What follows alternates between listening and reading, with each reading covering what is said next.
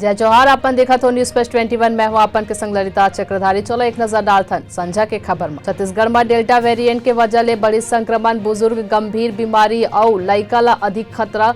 मरे वाले में 50% मन टीका नहीं लगवाए रहे। सरकारी कर्मचारी के हड़ताल शुरू, भत्ता के खातिर मंत्रालय के बाहर नारेबाजी, शिवलिंग ऊपर जल चढ़ा के शिक्षक मन घलो करीन आंदोलन। कवर्धा तहसील कार्यालय बंद। सुप्रीम कोर्ट पहुंची उद्धव गुट, कहीं नस्ली शिवसेना के खर अभी तक तय नहीं कर सकन, जल्दबाजी करत है चुनाव आयोग। 100 करोड़ में राज्यसभा सीट दिलाए वाले गैंग पकड़ाई, राज्यसभा बनवाए और सरकारी विभाग में भर्ती कराए के करत रही वादा, 4 अरेस्ट। लोकसभा में पोस्टर लहराए ऊपर कांग्रेस के 4 सांसद, पूरा सत्र भर सस्पेंड।